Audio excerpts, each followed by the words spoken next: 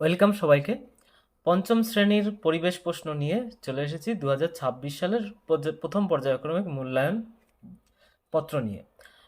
প্রশ্ন সেটটি হলো এনবিপি। এই সেটটির প্রশ্ন অনেক স্কুলে আসে, যাদের স্কুলে আসে না তারা অবশ্যই ভিডিওটি তবুও দেখবে, কারণ তোমাদের এইখান থেকে আইডিয়া পাবে কি ধরনের প্রশ্ন আসতে চলেছে। তো দেখা যাক কি ধরনের প্রশ্ন এখানে চলে এসেছে পঞ্চম শ্রেণীর পরিবেশ সাবজেক্টে। প্রথমে রয়েছে, পশ্চিমবঙ্গে সবচেয়ে বেশি চা চাষ হয় মালদা, নদীয়া, দার্জিলিংয়ে হয়। নখ ফ্যাকাশে হয়ে যাওয়ার কারণ হলো ডায়াবেটিস, ঘুম, নিউমোনিয়া না রক্তাল্পতা। আমাদের শরীরের বর্ম হলো মাথা, চামড়া, হাড়, অবশ্যই চামড়া। তারপরে রয়েছে আমাদের পরের প্রশ্ন। ঘ দাগে বলেছে মাটির সজীব জৈব উপাদান হলো কম্পোস্ট সার, কেঁচো, পেন, নাইট্রোজেন সার। কোনটা? কেঁচো। তারপরে আমাদের রয়েছে শূন্যস্থান পূরণ করো। হৃৎপিণ্ডের শব্দ শোনা যায় কি যন্ত্রের সাহায্যে? হৃৎপিণ্ডের শব্দ শোনা যায় স্টেথোস্কোপ যন্ত্রের সাহায্যে। এটা লিখবে। ড্যাশ একটি জলবাহিত রোগ।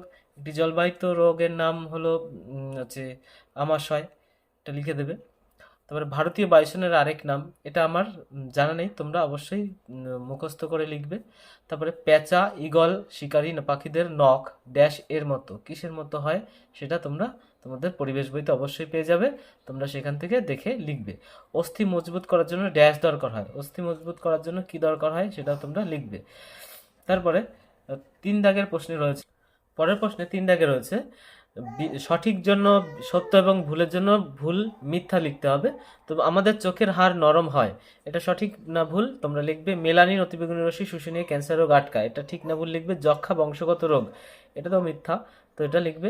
পাহাড়ি অঞ্চলে ঝর্ণা দেখা যায় না, এটা ঠিক না ভুল লিখবে। বৃষ্টির সম্ভাবনা কথা পিঁপড়েরা আগাম বুঝতে পারে, ঠিক না ভুল সেটা তোমরা লিখে দেবে। তারপরে চলে আসবো আমরা পরের পৃষ্ঠা বলা আছে বাম স্তম্ভের সঙ্গে ডান স্তম্ভ মেলাতে হবে। খড়গপুরে রয়েছে বড় রেলওয়ে স্টেশন। কুলিক পাখিরালয় কোথায় রয়েছে? কুলিক পাখিরালয় রয়েছে কুলিক নদীর পাড়ে অবস্থিত। রয়্যাল বেঙ্গল টাইগার রয়েছে সুন্দরবনে। আকর্ষ হলো গিয়ে যেগুলো লতানো গাছে থাকে না, তার উপরে আকর্ষ থাকা। তারপরে কোনি থেকে কবজি, সেই পাখি, সেই হাড়টার নাম হলো আলনা ও রেডিয়াস। অমরদণ্ডী প্রাণী হলো চিংড়ি। চলে আসবো আমরা পরের পৃষ্ঠায় প্রশ্নে।